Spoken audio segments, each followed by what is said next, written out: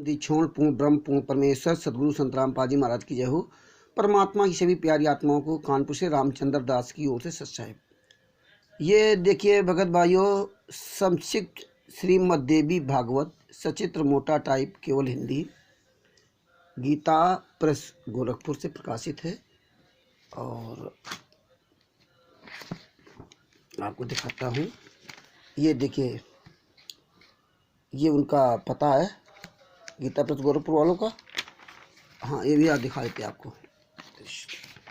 ये देखिए, हनुमान प्रसाद पोद्दार चिमनलाल गोस्वामी संपादक हैं, और ये गीता प्रेस गोरखपुर का आप एड्रेस देख ही रहे हैं। अब आपको ले चलता हूँ। ये देखिए, ये आ गए। आप कहाँ पे आ गए? ये देखिए, 9वां स्कंद, कलयुग के भावी चरित्र का तथा कालमान का वर्णन, पेज नंबर 659।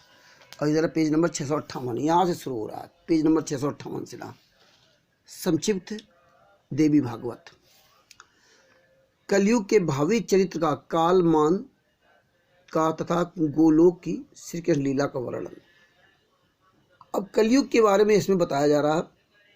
जब कलयुग आएगा तो कलयुग में क्या क्या व्यवस्थाएं फैलेंगी, कैसे लोग होंगे, क्या करेंगे, ब्राह्मण क्या करेंगे, ब्राह्मण वैश्य क्षत्रिय शूद्र ये सब सेवा व्रत से जीविका चलाएंगे, यानी कि नौकरी पेशा करेंगे, नौकरी करेंगे, दूसरे गुलामी करेंगे।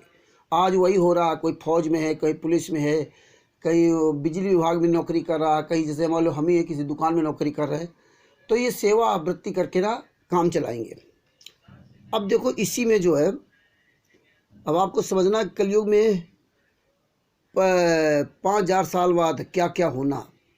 5505 वर्ष बीत गए 1997 से, और यही हमारे सतगुरुदेव जी तत्वदर्शी सतगुरु संत रामपाल जी महाराज ने बताया था कि जब 5505 वर्ष बीत जाएगा तब हम इस पृथ्वी पर आएंगे। मतलब कबीर साहब आएंगे, पूर्ण परमात्मा आएंगे, जो गीता अध्याय 17 श्लोक नंबर 23 में ओम तत्सत इतपुरा, वही गीता अध्याय 15 श्लोक नंबर 1 से 4 तक उस परमात्मा की पहचान है।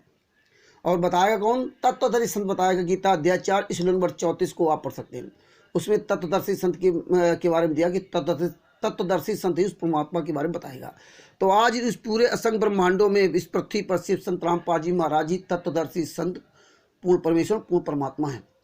तो इसमें देखिए, अब आज आपको परमेश्वर इसमें दिखाएंगे कि कैसे क्या जो है।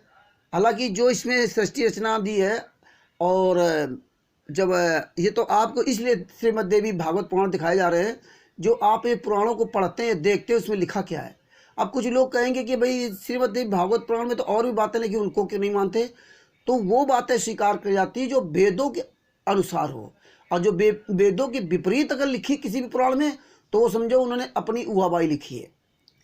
इसलिए तो ये हमारे तत्वदर्शी संत सतगुरु संत रामपाल जी महाराज ने तत्व ज्ञान दिखाया, और उन्हीं के आशीर्वाद से देख रहे हैं।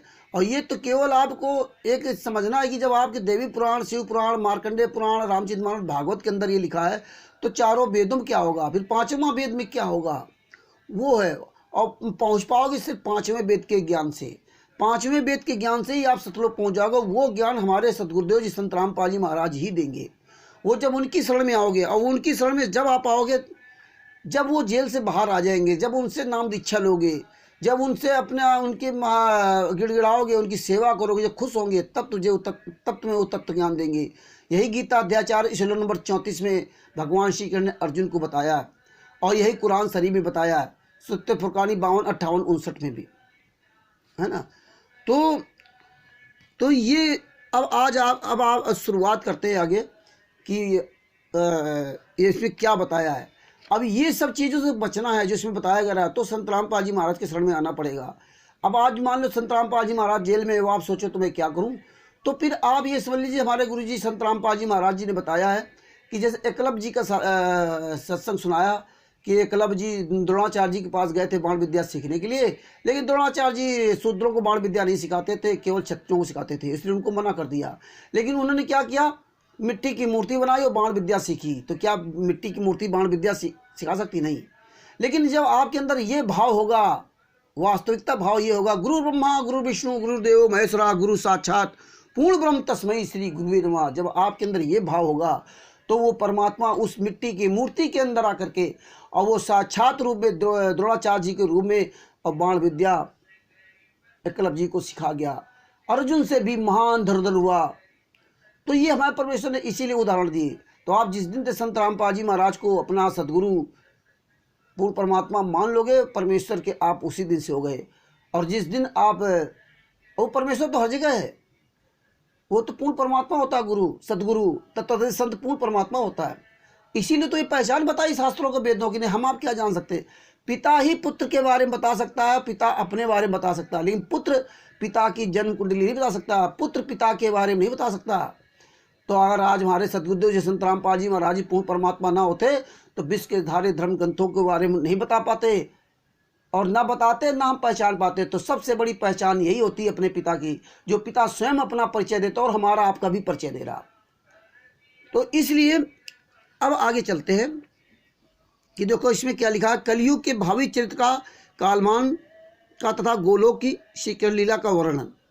आगे देखिए ये लिखा है, भगवान नारायण कहते हैं कि हे नारद, तदंतर सरस्वती अपनी एक कला से तो पूर्ण क्षेत्र भारतवर्ष में पधारी तथा पूर्ण अंश से उन्हें भगवान श्री हरि के निकट रहने का सौभाग्य प्राप्त हुआ। भारत में पधारने से भारती, ब्रह्मा की प्रेम भाजन होने से ब्राह्मणी तथा वचन की प्रेम भाजन होने से ब्राह्मणी तथा वचन की अधिष्ठात्री होने से वे वाणी नामक नाम से विख्यात हुई। सरोवर एवं वापी के जल में सर्वत्र सर्वव्यापी श्री हरि सदा दृष्टिगोचर होते हैं। अतः श्री हरि का एक नाम सरस्वान है और उनकी प्रिया होने से इन देवी को सरस्वती कहा जाता है।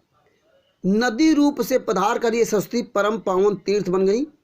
पापी जनों के पाप को भस्म करने के लिए प्रज्वलित अग्नि रूपा है। अब देखिए ये तो अपनी कहानियों ने बता दिया, पापियों को पाप नाश करने के लिए अग्नि स्वरूपा है, वो पधारी। अब आगे देखो इनका क्या होता है। ये चली गई हैं, कब चली गई ये भी देखो आपको इसमें बताएंगे। हे नारद जी, तत्पश्चात गंगा अपनी कला से धरा तक पहुंची। तत्पश्चात इसके बाद गंगा अपनी कला से धरा तक पहुंची। भागीरथ के सतव्रत से इनका मतलब बताइए, भागीरथ के पहले वो आई थी सरस्वती, आज की सरस्वती नहीं, ये हमें ध्यान देना पड़ेगा। वहाँ पाप मुक्त कर देती थी, फिर गंगा जी आई। भागीरथ के सतव्रत से इनका शुभागम हुआ। ये गंगा आ ही रही थी कि शंकर ने इन्हें अपने मस्तक पर धारण कर लिया। कारण गंगा के वेग को केवल शंकर ही संभाल सकते थे, अतएव पृथ्वी की प्रार्थना से वे इस काम के लिए प्रस्तुत हो गए। फिर पद्या अर्थात लक्ष्मी अपनी एक कला से भारतवर्ष में नदी रूप से पधारी। सरस्वती, गंगा और फिर ये लक्ष्मी आई, ये भी नदी रूप में पधारी। इनका नाम पद्यावती हुआ। वे स्वयं पूर्ण अंश से भगवान श्रीहरि की सेवा में उनके समीप ही रहीं। तदंतर अपनी एक दूसरी कला से वे भारत में राजा धर्मध्वज के यहाँ पुत्री रूप से प्रकट हुई। उस समय इनका नाम तुलसी पड़ा। श्री हरि के ही वचनानुसार इन विद्या विश्व पावनी देवी ने अपनी कला से वृक्ष में बन जाना सहार स्वीकार कर लिया। कलयुग में 5000 वर्षों तक भारतवर्ष में रहकर ये तीनों देवियां सरित रूप का परित्याग करके बैकुंठ में चली जाएंगी। देखिए ये गंगा, सरस्वती और लक्ष्मी जो पद्यावती के नाम से नदियां थीं, ये तीनों नदियां 5000 वर्ष तक भारत में रहकर कली में, जब कलयुग आएगा तो 5000 वर्ष तक यहाँ केवल रहेंगी। इसके बाद वो बैकुंठ चली जाएंगी, स्वर्ग चली जाएंगी। यानी कि ये गंगा, यमुना, सरस्वती या जो भी है, इन नदियों को नहाने से अब आपके पाप मोक्ष नहीं होंगे। सबसे बड़ा प्रमाण ये देखिए, अब यहाँ है ही नहीं, चाहे जितनी गंगा नहा रहो, चाहे जितनी सरस्वती नहा रहो, चाहे जितने जो है पद्यावती नहा रहो, जमुना जी, अब तुम्हारा कल्याण नहीं होना है ये। और आज परमेश्वर ने बड़ी दया कर दी, प्रमाण दिया कि गंगा यमुना सरस्वती नहाने से कोई फल नहीं, क्योंकि 5000 साल पहले वो चली गई और 5505 वर्ष कलयुग के बीते हैं 1997 से। इसके बाद हमारे गुरुजी संत रामपाल जी महाराज इस पृथ्वी पर आए हैं। कबीर परमात्मा सतगुरु तत्वदर्शी संत रामपाल जी महाराज इसके बाद यहाँ आए कल्याण करने के लिए, क्योंकि पूर्ण परमात्मा है। आगे क्या कहते हैं, तदंतर अपनी एक दूसरी कला से वे भारत में राजा धर्मदत्त के यहाँ, हाँ आगे क्या,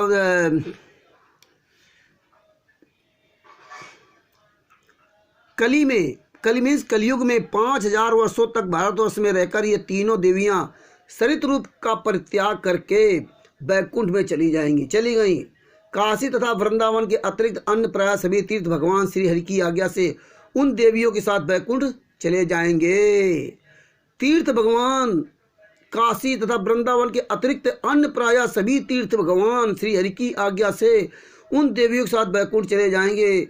मान लो मथुरा, वृंदावन और आप जहाँ भी कहीं जाते हो, वैष्णो देवी या अयोध्या, कहीं भी जाते हो, सब वहाँ काम खत्म, वहाँ कुछ नहीं। वो सब देवियों, ये गंगा जमुना सरस्वती के साथ 5000 साल पहले ये सब बैकुंठ चले गए। यहाँ कोई नहीं है, बेकार आप मार रहे हो माथा अपना।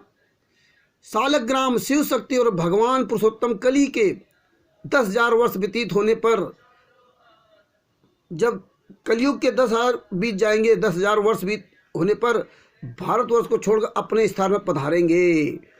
मतलब अभी शिव जी है 4,500 वर्ष तक और रहेंगे, मतलब ये 10,000 वर्ष तक यहाँ हैं इस पृथ्वी पर। इसके बाद ये भी यहाँ छोड़ के चले जाएंगे। इनके साथ ही साधु, पुराण, शंख, श्राद्ध, तर्पण तथा वेदोक्त कर्म ही भारतवर्ष से उठ जाएंगे। ये सब चले जाएंगे। देव पूजा, देव नाम, देवताओं के गुणों का कीर्तन, वेद, शास्त्र, पुराण, संत, सत्य, धर्म, ग्राम देवता, व्रत, तप और उपवास, ये सभी साथ ही इस भारत से चल पड़ेंगे। सब निकल जाएंगे यहाँ से। प्रायः सभी लोग मद और मांस का सेवन करेंगे। झूठ और कपट से किसी को घृणा ना होगी। उपर्युक्त देवी एवं देवताओं के भारतवर्ष छोड़ देने के पश्चात सठ, क्रूर, दाम्भिक, अत्यंत अहंकारी, चोर, हिंसा, ये सब संसार में फैल जाएंगे। ओहो, पुरुष भेद, परस्पर मैत्री का अभाव होगा। स्त्री विभेद, देखो आज वही हो रहा भगत जी, सब चोरी चमारी, झूठ, फरेब, हिंसक, भेदभाव सब इसीलिए यहाँ हो रहा। स्त्री भेद अर्थात केवल स्त्री और पुरुष का ही भेद रहेगा। जाति भेद की सत्ता उठ जाएगी। अतएव निर्भीकता पूर्वक किसी भी वर्ण की स्त्री के साथ कोई भी विवाह कर लेगा। आज यही हो रहा है कि किसी भी वर्ण के, देखो हिंदू मुसलमान की लड़की शादी कर रहा है, मुसलमान हिंदू की लड़की शादी कर रहा है, और कोई भी भेदभाव नहीं। वस्तु में स्वाभिभेद होगा। परस्पर एक दूसरे को कोई भी वस्तु नहीं देंगे। ये मेरी है, ये मेरी है। आज देखो वही है, भाई भाई लड़ रहे हैं और एक दूसरे को देने के लिए तैयार नहीं होते। सभी पुरुष स्त्रियों के अधीन होकर रहेंगे। घर घर में पुंसचलियों का निवास होगा। वे दुराचारणी स्त्रियां निरंतर घुड़क और तड़क कर अपने पतियों को पीड़ित करेंगी। सेम वही आज हो रहा है। सेवक में जितनी नीचता रहेगी उससे कहीं अधिक नीच स्वामी बन जाएंगे। मतलब नौकर चाकर दोनों नीच हो जाएंगे। घर में जो बलवान होंगे उन्हीं को कर्ता माना जाएगा। जो ज़्यादा बलवान होगा, ताकतवर होगा। बांधों की सीमा स्त्री के परिवार में ही सीमित हो जाएगी। एक साथ पढ़ने लिखने वाले लोगों में भी परस्पर बातचीत तक भी व्यवहार न रहेगा। मतलब एक साथ पढ़ रहे लेकिन आपस में बातचीत नहीं करेंगे।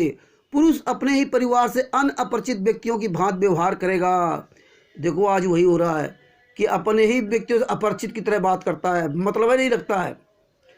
ब्राह्मण, क्षत्रिय, वैश्य और शूद्र चारों वर्ण अपनी जाति के आचार विचार को छोड़कर, ये चारों, ये कहीं नहीं कि ब्राह्मण है, ब्राह्मण, क्षत्रिय, वैश्य, शूद्र, ये चारों अपनी जाति के आचार विचार को छोड़ देंगे। संध्या वंदन, यज्ञ और यज्ञोपवीत आदि संस्कार तो प्रायः बंद ही हो जाएंगे।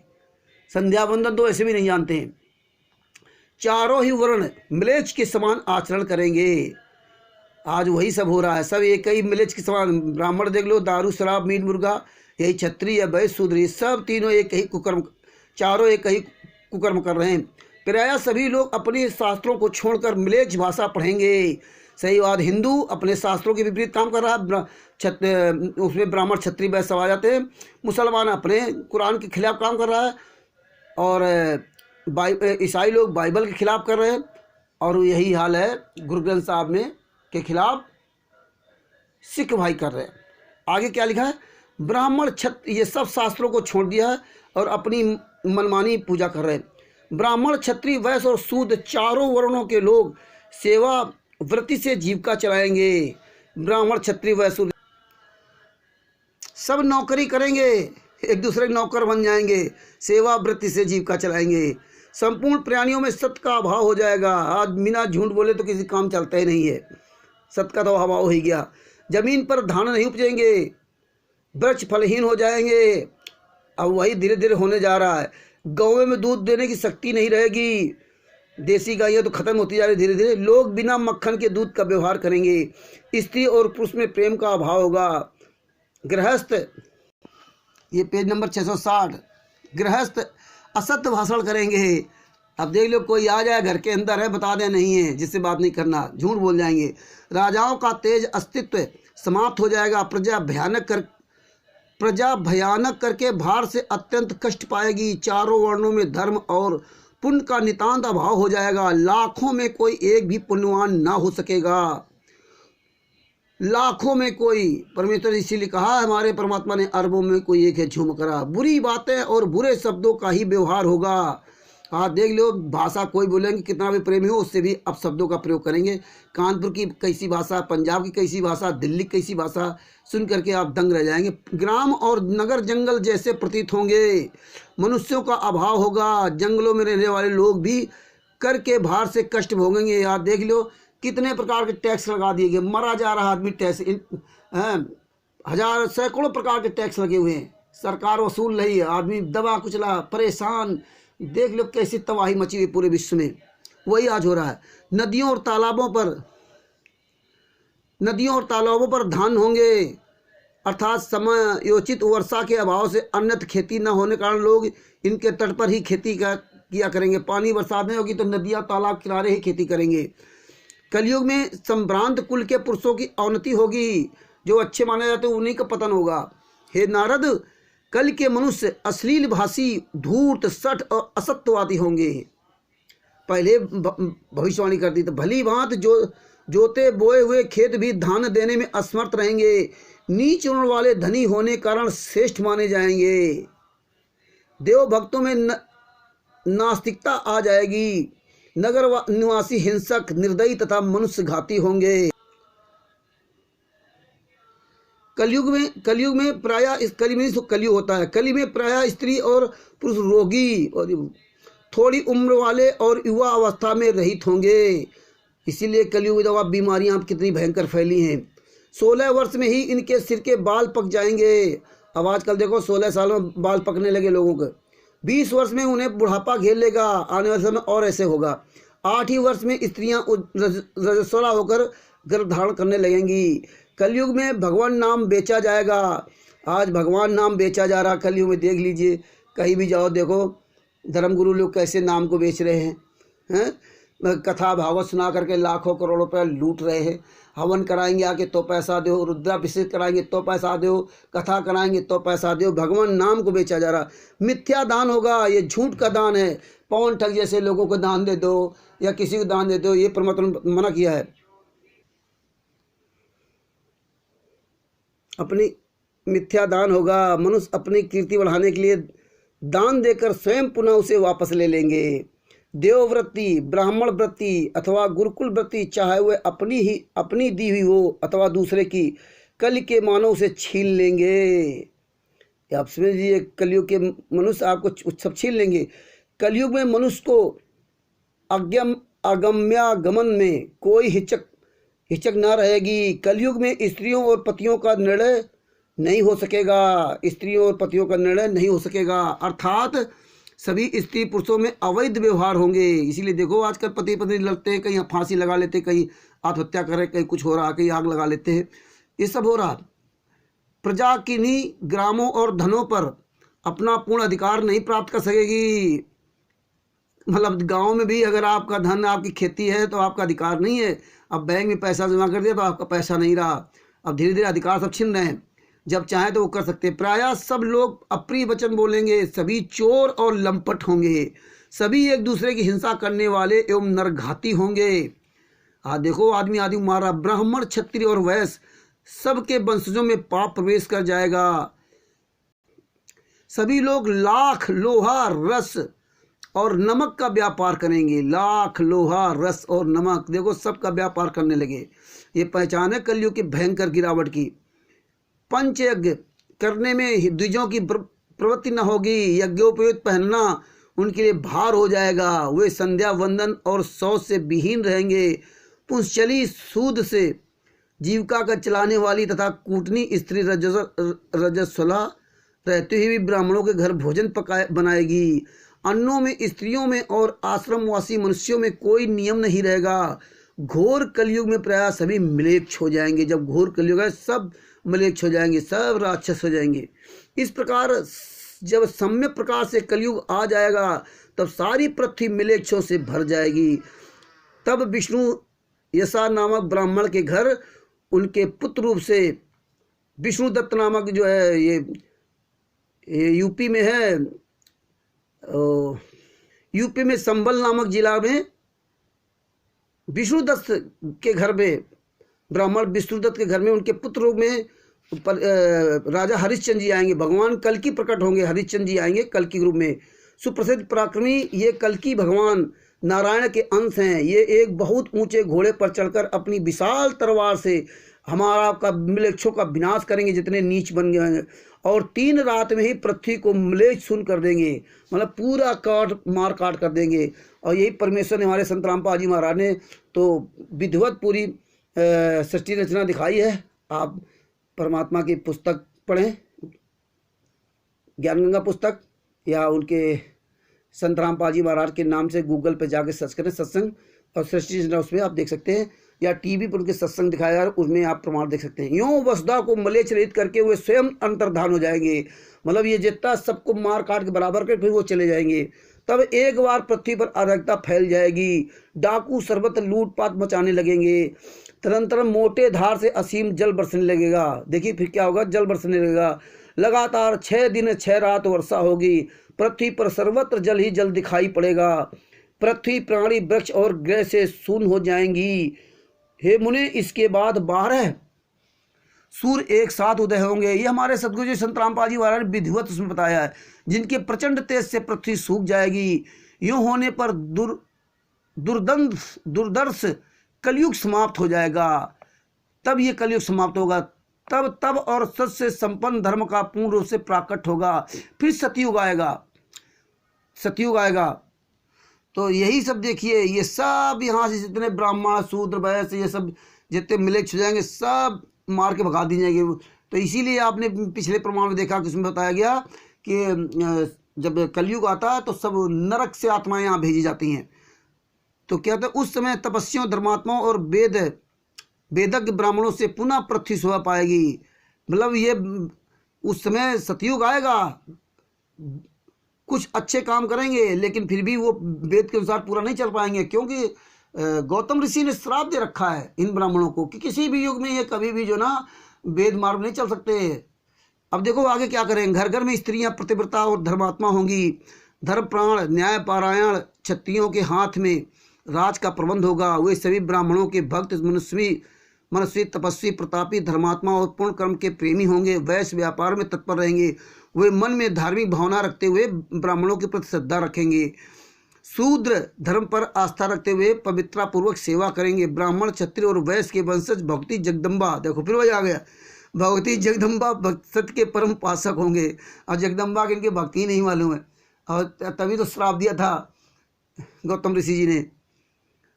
उनके द्वारा देवी के इसी श्रीमद देवी माँ भागवत पुराण के पेज नंबर 932 से 937 तक आप पढ़ सकते हैं कि कैसे श्राप दिया है, कितना भयंकर श्राप दिया है। ये किसी भी युग में ब्राह्मण अब सही ठीक नहीं हो सकते। जो ब्राह्मण अपने आप को कहते हैं, ब्राह्मण जात नहीं, कुछ जात है जो, क्योंकि जीव हमारी जाति, मानव धर्म हमारा है। आगे देखिए, उनके द्वारा देवी के मंत्र का निरंतर जप होने लगेगा। सब लोग देवी के ध्यान में तत्पर रहेंगे। समयानुसार व्यवहार करने वाले पुरुषों में श्रुति, स्मृति और पुराण का पूर्ण ज्ञान प्राप्त होगा। पुराण का, वेदों ज्ञान नहीं होगा, इसी को सतयुग कहते हैं। इस युग में धर्म पूर्ण रूप से रहता है। त्रेता में धर्म 3 पैर से, द्वापर में 2 पैर से, और कलयुग में, कलयुग में केवल 1 पैर से रहता है। घोर कलयुग आने पर तो ये संपूर्ण पैरों से हीन हो जाता है। तो आप ये पढ़िए, ये समझिए, कान खोलिए, समय रहते जाग जाइए, वरना ऐसी दुर्दशा तो चालू हो गई और आने वाले समय में क्या दुर्दशा होगी।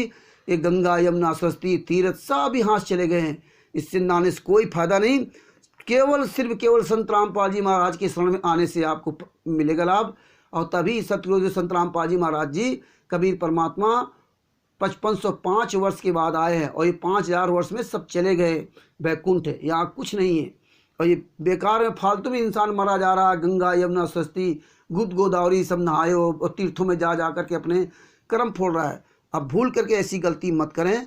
बंदी छोड़ सतगुरु संत रामपाल जी महाराज की जय हो। कलयुग में अगर इन सब घोर पापों से बचना है तो केवल संत रामपाल जी महाराज के शरण के अलावा कहीं किसी का कोई बचाव नहीं हो सकता, ये याद रखना। और वो तभी बचाव संभव होगा जब संत रामपाल जी महाराज जी जेल से आएंगे और स्वयं अपने मुखकमल से आपको अपनी नाम दीक्षा देंगे, अपने शरण में लेंगे तब। ये नहीं कि आपने जो नकलियों के द्वारा डीबी द्वारा नाम दीक्षा दी जा रही है, या जिन लोगों ने आश्रम में भी डीबी द्वारा नाम दीक्षा ली, वो कोई संत रामपाल जी महाराज शिष्य नहीं। संत रामपाल जी महाराज का शिष्य वही है जो तन मन धन मन क्रम वचन से संत रामपाल जी महाराज के बताए हुए नियम पर चल रहा है। और जिस दिन आप उसके योग हो जाएंगे तो परमात्मा आपको अपनी शरण में ले लेगा, जरूर लेगा। क्यों? गुरु ब्रह्मा गुरु विष्णु गुरुदेव महेश्वरा गुरु साक्षात परम पूर्ण ब्रह्म तस्मै श्री गुरुवे नमः। क्यों? गुरु स्वयं पूर्ण परमात्मा होता है। सदगुरु ये नहीं जो तमाम दुनिया के ढोंगे गुरु घूम रहे ना, जो सदगुरु होता है, सदगुरु ही पूर्ण परमात्मा होता है। पूर्ण परमात्मा ही अपना स्वयं परिचय देता है। पिता ही अपना परिचय अपने पुत्र को देता है। पुत्र नहीं जान सकता कि मेरा पिता कौन है, कहाँ, कैसे, मैं कैसे पैदा हुआ, कैसे बड़ा हुआ। तो आज संत रामपाल जी महाराज ही पूर्ण परमात्मा है, पूर्ण परमेश्वर, इसीलिए उन्होंने ये सब शास्त्रों का प्रमाण दिखाया। तो टीचर वही सही है जो सिलेबस के अनुसार पढ़ाए, तभी वो बच्चा इंजीनियर, डॉक्टर, साइंटिस्ट और अकाउंटेंट, एडवोकेट अच्छा बन सकता है। और टीचर सिलेबस के विपरीत पढ़ाए, पुस्तक में कुछ लिखा है और पढ़ा कुछ रहा, तो वो मूर्ख माना जाएगा। तो हम सबसे ज़्यादा ये प्रार्थना करूँगा कि जो हमारे देश के जितने टीचर हैं, जो अध्यापक लोग हैं, उनको इस बात को अच्छी तरह समझना चाहिए और समझ करके अपने वंश का, अपने परिवार का, ये समाज का और देश का कल्याण करने के बारे में सोचो। और सभी धर्मगुरु अपने अपने धर्मों के अनुसार चलो, और तभी चल पाओ जब चल पाओगे जब संत रामपाल जी महाराज के द्वारा शास्त्रों का दिखाया गया प्रमाण, और उस प्रमाण के आधार से चलोगे तो आप चल पाओगे। आज हमारे एक मित्र क्या आते दुकान पे, उन्होंने कहा कि भाई आपके गुरु कैसे हैं जो होली दीपावली नहीं मनाते। तो आज परमात्मा ने, वो ब्राह्मण हैं, उनको आज श्रीमद् भागवत पुराण का ये प्रमाण दिखाया था, श्रीमद् देवी भागवत का। तो आज दंग रखे, हमने सुन लीजिए। हमारे सदगुरुदेव जी संत रामपाल जी महाराज ने ये नहीं कहा कि मैं कह रहा हूँ, उन्होंने कहा तुम्हारे शास्त्रों में जो लिखा है वो करो, जो नहीं लिखा है वो क्यों कर रहे हो। और ये जो पुराण है तो इन्होंने अपनी अटकल मिला दी, और वो भी शास्त्रों में जो तुम्हारे वेदों से मिल रहा हो वो सही है, जो तुम्हारे वेद से नहीं मिल रहा तो वो गलत है। इन्होंने अपनी अटकल मिला दी है। कहीं विष्णु भगवान की पूजा करा दी, कहीं किसी करा दी। विष्णु भगवान तो बलात्कारी थे, तुलसी जी के साथ बलात्कार किया था। जो हमारे यहाँ पंडित जी शालिग्राम की कथा सुनाते हैं ना, फिर शालिग्राम की पूजा करते हैं और फिर शालिग्राम के ऊपर तुलसी चढ़ाई जाती हैं। इसका भी परमात्मा ये वीडियो आप तक पहुँचवाएंगे। तो अतः पूरे विश्व से यही निवेदन है कि जल्दी से जल्दी आप अपने अपने धर्म गुरुओं को ये सब छोड़ दीजिए, तीर्थ स्थान पर जाना बंद कर दीजिए। संत रामपाल जी महाराज के शरण के अलावा और कहीं कोई किसी का ठिकाना नहीं है। सत साहेब बंदी छोड़ पूर्ण ब्रह्म पूर्ण परमेश्वर सदगुरु संत रामपाल जी महाराज की जय हो।